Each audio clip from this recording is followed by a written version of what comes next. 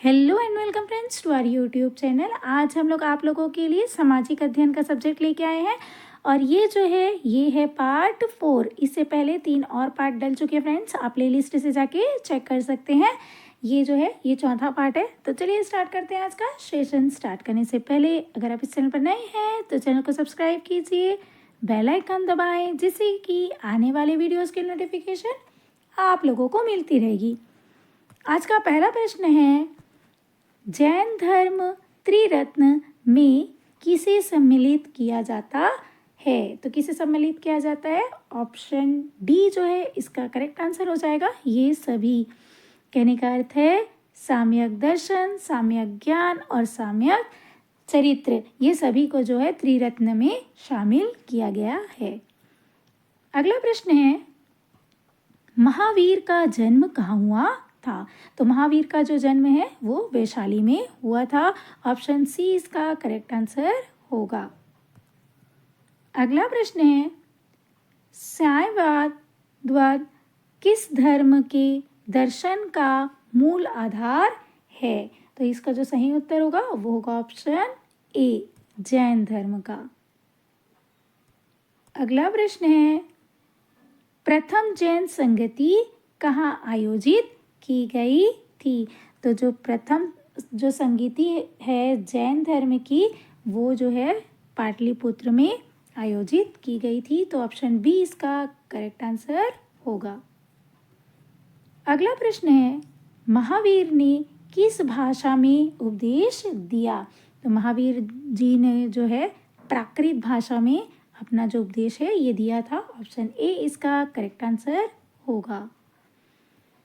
अगला प्रश्न है, महात्मा बुद्ध का जन्म कहाँ हुआ था? तो महात्मा बुद्ध का जो जन्म है वो हुआ है लुम्बिनी में। तो ऑप्शन डी इसका करेक्ट आंसर होगा।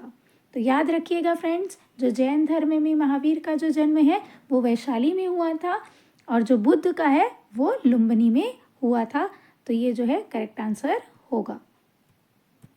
चलते हैं अगले प्रश्न पर। महात्मा बुद्ध के गृह त्याग को बौद्ध ग्रंथों में क्या कहा जाता है? तो महात्मा बुद्ध ने जो है गृह का त्याग किया था, उसे जो बौद्ध धर्म में महाभिनिष्क्रमण कहा जाता है। ऑप्शन सी इसका करेक्ट आंसर होगा।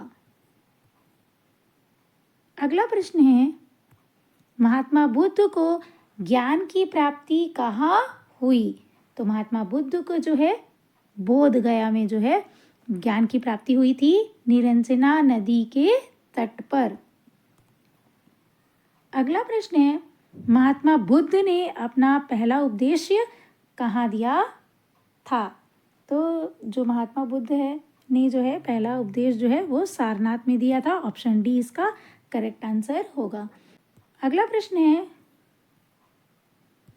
त्रिरत्न। तो बौद्ध में भी त्रिरत्न है फ्रेंड्स। तो बौद्ध के त्रिरत्न में जो है किसे शामिल किया गया है? तो इसका जो करेक्ट आंसर होगा वो होगा ऑप्शन डी। कहने का अर्थ है बुद्ध, धम्म और संघ, ये सभी जो है ये त्रिरत्न है। ये त्रिरत्न जो है वो किसके हैं? बौद्ध धर्म के। अगला प्रश्न है,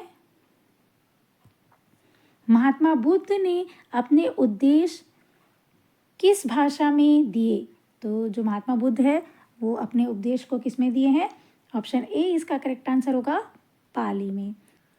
और महावीर स्वामी जी ने जो है वो प्राकृत भाषा में उपदेश दिए थे और बुद्ध ने जो है वो पाली भाषा में दिए हैं।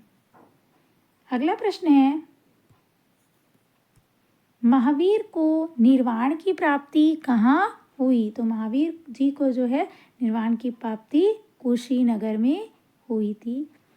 तो ये जो है डी ऑप्शन इसका करेक्ट आंसर होगा।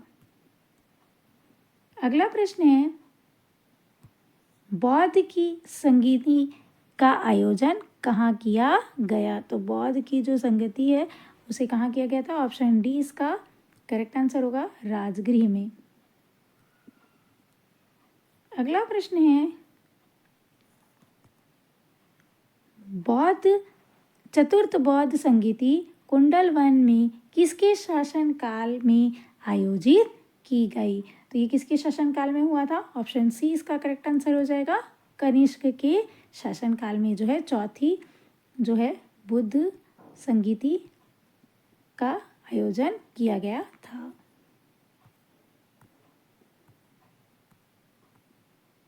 अगला प्रश्न है, गौतम बुद्ध ने सांसारिक दुखों के बारे में कितने आर्य सत्य बताए?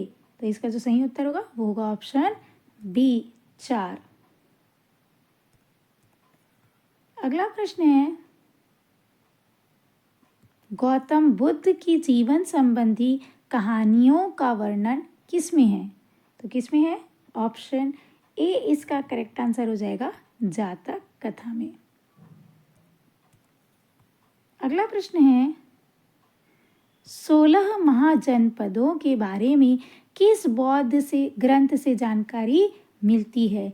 तो 16 जो महाजनपद है वो कहाँ से पता चलता है? ऑप्शन ए इसका करेक्ट आंसर हो जाएगा अंगुत्तर निकाय से। अगला प्रश्न है, निम्न में से कौन सा युग्म सुम्मिलित नहीं है?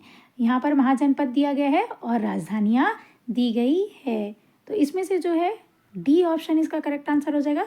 ये जो है सुम्मिलित नहीं है, बाकी सब सुम्मिलित है। कहने का अर्थ है गंधार का जो है तक्षशिला है राजधानी, अंग का चंपा और मगध का जो है गिरिव्रज जो है इसकी राजधानी थी महाजनपद में। अगला प्रश्न है, हर्यक वंश के किस शासक को कुणिक कहा जाता था? तो कुणिक किसे कहा जाता था? ऑप्शन बी इसका करेक्ट आंसर हो जाएगा, जो कि है अजात शत्रु को जो है कुणिक कहा जाता था। अगला प्रश्न है, पाटलिपुत्र नगर की स्थापना किसने की? तो पाटलिपुत्र की जो स्थापना है वो उदयन ने की थी। ऑप्शन सी इसका करेक्ट आंसर होगा। अगला प्रश्न है, निम्न में से किस शासक ने वैवाहिक संबंधों के आधार पर अपने साम्राज्य को स्थिरता प्रदान की? तो इसका जो सही उत्तर होगा वो होगा ऑप्शन बी, बिंबिसार ने जो है अपने वैवाहिक संबंधों के आधार पर साम्राज्य को जो है स्थिरता प्रदान की थी। अगला प्रश्न है, अवंती को मगध साम्राज्य में मिलाने का श्रेय किस शासक को है? तो इसका जो सही उत्तर होगा वो होगा ऑप्शन सी, शिशुनाग को। अगला प्रश्न है, काला अशोक की राजधानी कहाँ थी? तो काला अशोक की जो राजधानी है वो वैशाली में थी। ऑप्शन ए इसका करेक्ट आंसर होगा। अगला प्रश्न है, निम्न में से किस शासक को सर्वत्रांतक अर्थात क्षत्रियों के का नाश करने वाला कहा गया है? तो इसका जो सही उत्तर होगा वो होगा ऑप्शन बी, महापद्मानंद जो है इसका करेक्ट आंसर होगा। अगला प्रश्न है, सिकंदर के आक्रमण के समय मगध का शासक कौन था? तो सिकंदर का जब आक्रमण हुआ था तब मगध का जो शासक था वो था धनानंद। ऑप्शन सी इसका करेक्ट आंसर होगा। तो फ्रेंड्स, ये थे आज के 25 प्रश्न सामाजिक विज्ञान के।